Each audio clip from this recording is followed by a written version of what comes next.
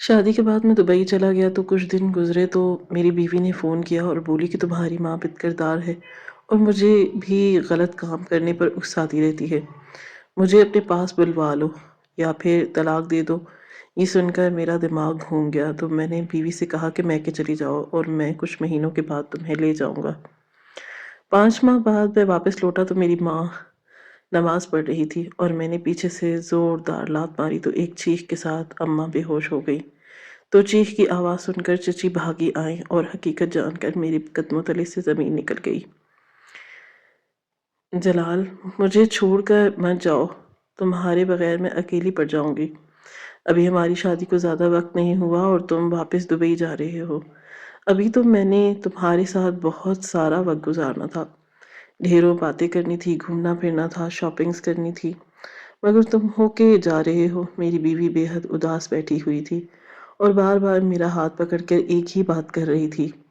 سچ کہوں تو میرا بھی جانے کا دل نہیں کر رہا تھا، لیکن اگر میں خود اس کے سامنے حوصلہ ہار جاتا تو اسے حوصلہ کہاں سے دیتا۔ اس لیے دل کو مضبوط کیا اور کہا کہ گھوم پھر ہم بعد میں لیں گے، میں تمہارے لیے ڈھیروں پیسے بھیج دیا کروں گا، تم شاپنگ کر لیا کرنا۔ تب وہ غصے سے میری طرف دیکھنے لگی اور کہنے لگی کہ مجھے تمہارے پیسوں کی ضرورت نہیں ہے، مجھے تمہارے ساتھ جا کر شاپنگ کرنے کی ضرورت ہے۔ ویسے بھی میں شاپنگ کی بھوکی نہیں ہوں۔ اس کے ناراض ہونے پر مجھے ڈھیروں پیار آیا تھا۔ جیسے تیسے میں نے اسے منایا تھا اور پھر اپنی ٹکٹ کنفرم کرنے کے بعد میں دبئی آ گیا۔ یہاں آ کر میرا دل بھی نہیں لگ رہا تھا، میں اسے بے حد یاد کر رہا تھا اور اداس تھا، لیکن ایک بات میں شکر ادا کر رہا تھا کہ میری بیوی جتنا میرے آنے پر اداس تھی، فون پر بات کرتے ہوئے اتنی ہی ہنستی اور مسکراتی رہتی۔ وہ ہنستے ہوئے بات کرتی تھی اور الٹی سیدھی باتیں کر کے میرا دل بہلاتی تھی اور مجھے بھی ہنسا دیتی تھی۔ مجھے دبئی آئے 1 مہینہ ہو چکا تھا اور میری بیوی اسی طرح ہنستی مسکراتی تھی، مگر پھر میں نے نوٹ کیا کہ اس کا رویہ بدلنا شروع ہو گیا ہے۔ وہ چپ چاپ رہنے لگی تھی، زیادہ بات نہیں کرتی تھی، اگر میں کوئی سوال کرتا تو ہوں ہاں میں جواب دے دیتی اور پھر خاموش ہو جاتی۔ مجھے اس کی فکر ستانے لگی۔ میں نے پوچھا فوزیہ کیا بات ہے، تم اتنی چپ اور اداس کیوں رہتی ہو؟ سب ٹھیک ہے نا؟ تمہاری طبیعت تو ٹھیک رہتی ہے نا؟ تب فوزیہ کوئی نہ کوئی بہانہ بنا کر بات ٹال دیتی۔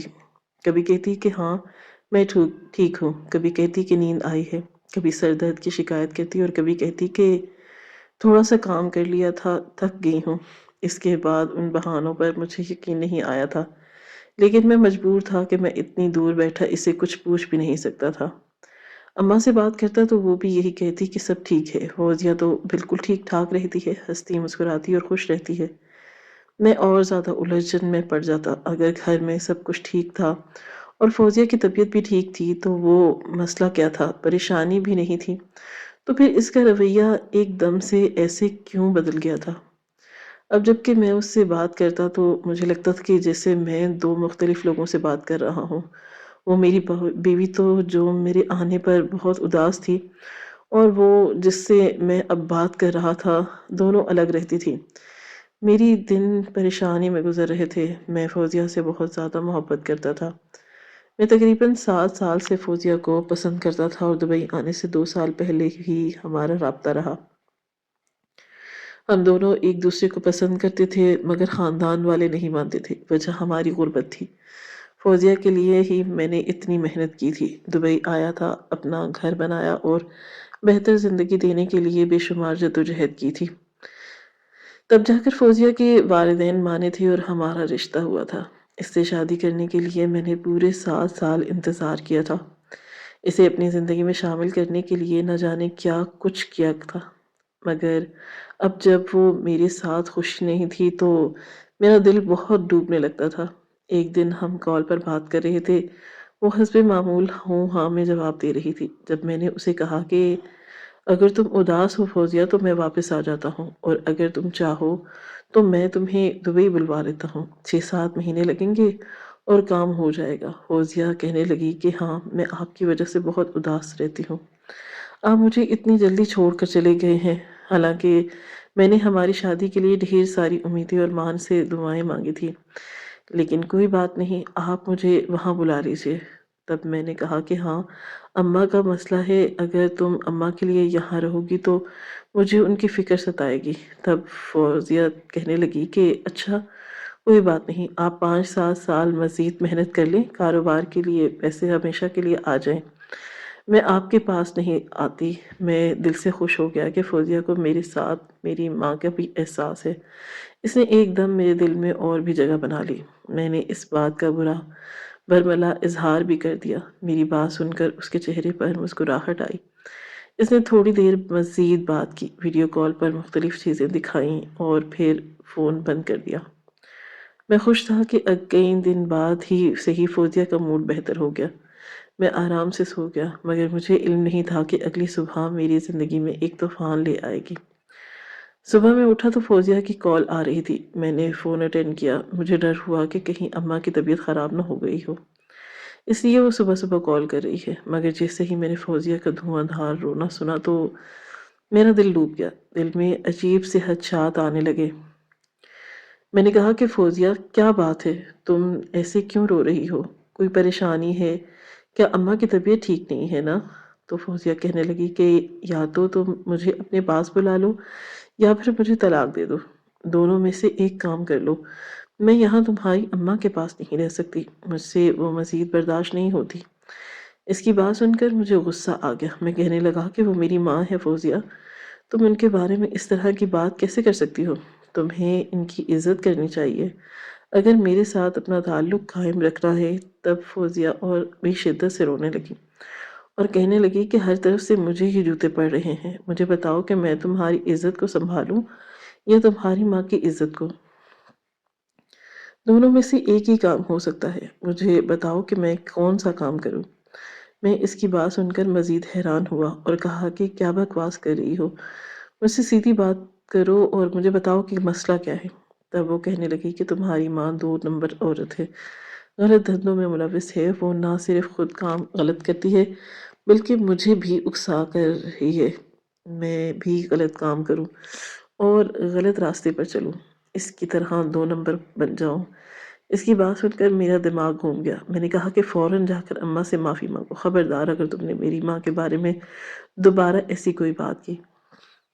اس کی ساری زندگی میری آنکھوں کے سامنے گزری ہے، انہوں نے کبھی کچھ ایسا نہیں کیا۔ وہ وہ بہت نیک، عبادت گزار اور نماز روزے کی پابند ہے۔ تب فوزیہ اور زور سے رونے لگی، مگر فیصلہ کے انداز میں کہنے لگی کہ ٹھیک ہے، اگر تمہیں اپنی ماں پر اتنا یقین ہے تو مجھے طلاق دے دو، میں ہرگز بھی تمہاری ماں کے ساتھ نہیں رہوں گی۔ اگر مجھے اپنے پاس بلا نہیں سکتے تو طلاق دے دو، میں اپنے کردار کو داغدار نہیں کرنے دوں گی، اور یہ عورت مجھے کردار پر دھبا لگا کر ہی چھوڑے گی۔ فوزیہ کے اٹل انداز کو دیکھ کر مجھے یقین ہو گیا کہ ضرور دال میں کچھ کالا ہے، ضرور اماں نے ہی کچھ کیا ہوگا۔ میں نے اسے کہا کہ تم ایسا کرو، اپنے مائکے چلی جاؤ، چند مہینے وہیں رہو، میں تمہارے کاغذات بنواتا ہوں، تمہارے دبئی آنے کا انتظام کرتا ہوں، پھر ہمیشہ کے لیے تمہیں اپنے ساتھ لے آؤں گا۔ میری بات سن کر فوزیہ مسکرا دی، اس نے آنسو پونچھے اور کہنے لگی کہ یہی بہتر ہوگا، میں سچ کہہ رہی ہوں، میں بہت مجبوری میں تمہیں اپنے پاس بلانے کا کہہ رہی ہوں، ورنہ میرا دل تو یہی چاہتا تھا کہ میں پاکستان میں اماں کے پاس رہوں، ان کی خدمت کروں اور تمہیں کوئی پریشانی نہ آنے دو، مگر آج مجبوری میں سب کچھ تمہاری بتا پڑا اور اپنا مطالبہ سامنے رکھنا پڑا۔ میں نے 2-4 باتیں کی، ادھر ادھر کی باتیں کی اور فون بند کر دیا۔ میرا دل بہت خراب ہو گیا تھا، اماں پر شدید غصہ آ رہا تھا اور اپنی اور ہماری زندگی برباد کر رہی تھی۔ میرے سامنے تو بہت معصوم اور نیک بنتی تھی، یقیناً میرے پیچھے ہی گل کھلا رہی ہوں گی۔ میں 5 سال باہر رہا تھا، مجھے کیا پتا تھا کہ وہ پیچھے کیا کرتی رہیں۔ میں نے سوچ لیا تھا کہ فوزیہ کے ڈاکومنٹس بنوا کر خود پاکستان جاؤں گا اور اسے اپنے ساتھ لے آؤں گا، اور ساتھ ہی اماں سے سوال بھی پوچھوں گا کہ انہوں نے ایسا کیوں کیا۔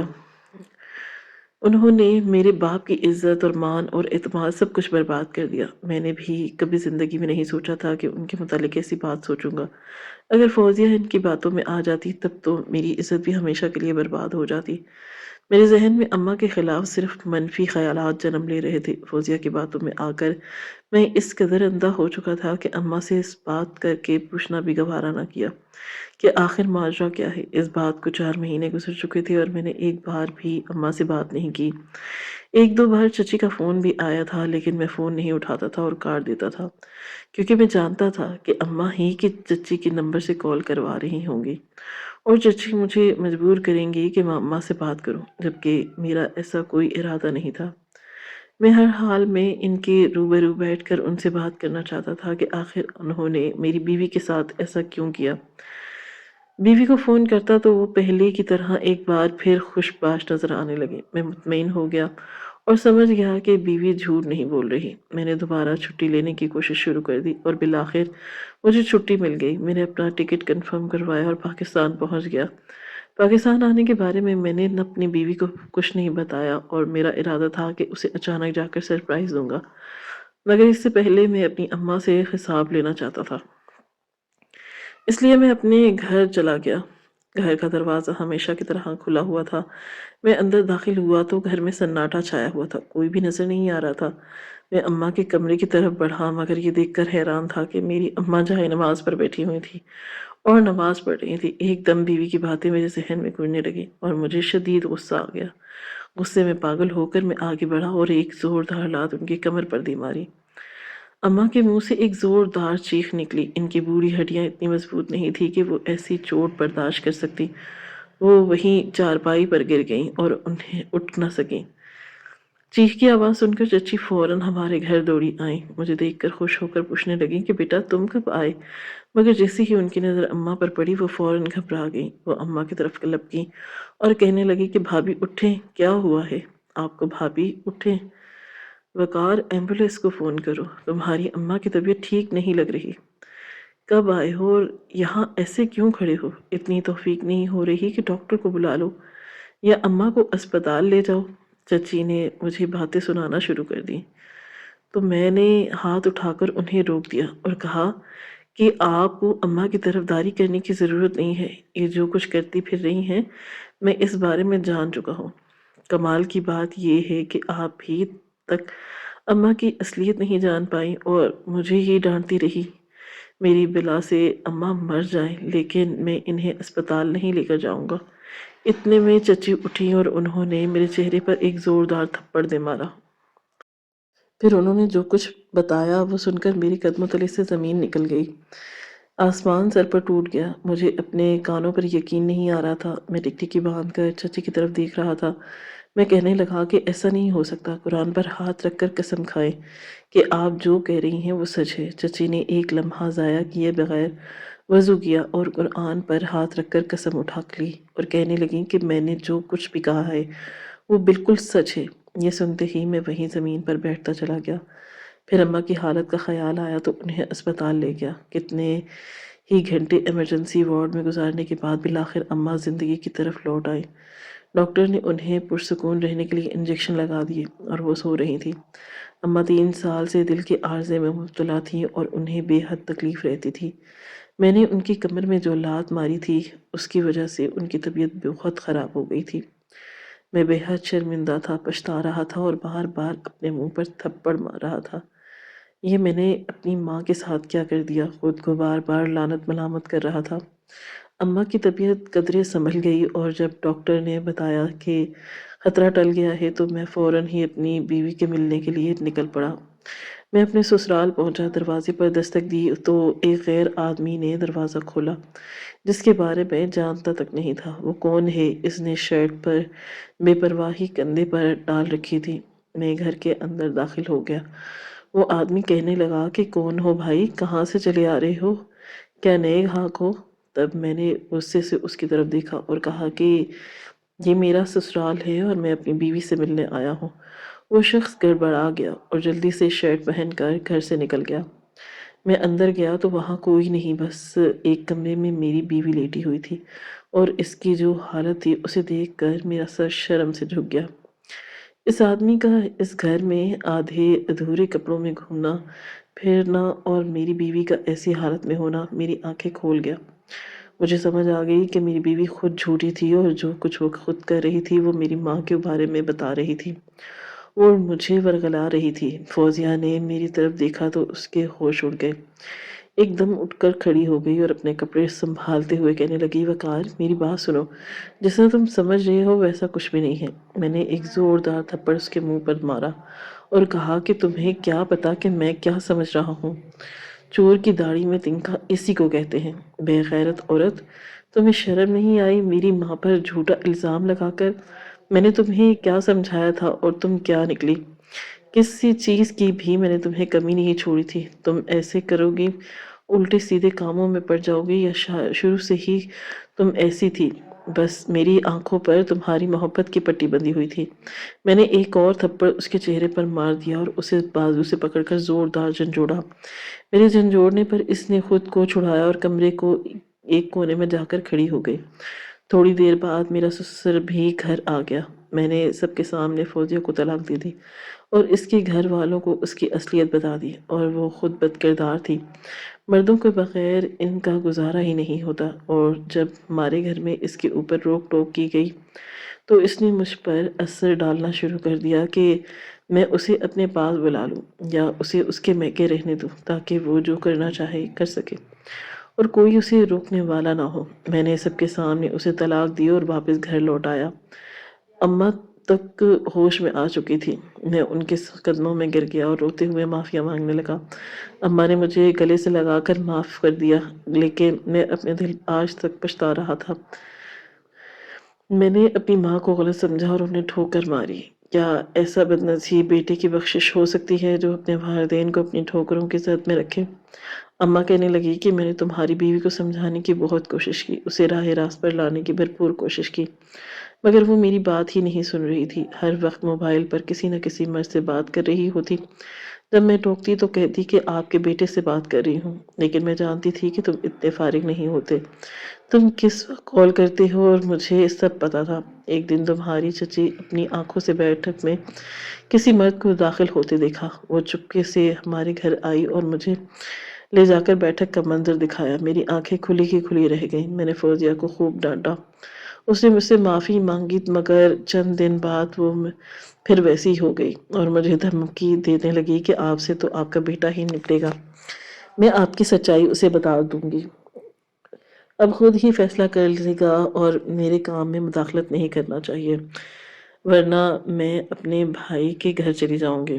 میں نے اسے کہا کہ اگر تم یہی سب کرنا چاہتی ہو تو اپنے بھائی کے گھر ہی جا کر کرو، یہاں ہماری عزت خراب نہ کرو۔ میں نے سمجھا تھا کہ تم ٹھوکر کھا کر سنبھل جاؤ گے، مگر تم پہلے سے ہی بھی زیادہ بگڑ گئی ہو۔ اب تمہارا حل یہی ہے کہ تم اپنے میکے چلی جاؤ، اور فوراً بیگ اٹھا کر چلی گئی۔ میں نے کئی بار تم سے رابطہ کرنے کی کوشش کی، مگر تم نے کال ہی نہیں اٹھائی۔ چچی کے نمبر سے بھی کال کی، تب بھی تم نے کال نہیں اٹھائی۔ مجھے اندازہ ہو گیا کہ تم اپنی بیوی کی سازشوں کا شکار ہو چکے ہو اور مجھ سے بدگمان ہو گئے ہو، مگر میں ہر روز اللہ سے دعا کرتی تھی کہ اللہ تمہیں ہدایت دے اور سچ تمہارے سامنے لے آئے، اور دیکھ لو آج سب کچھ تمہارے سامنے ہے۔ میری ماں کی آنکھوں میں آنسو تھے اور میں ان کے گلے لگ کر پھر رو پڑا۔ بے شک رب نے ماں کے قدموں میں جنت رکھی، اور ماں کبھی اپنی اولاد کا برا نہیں چاہتی۔ یہ اولاد ہی ہے جو جذباتی ہو کر جانے کیا کر جاتی ہے۔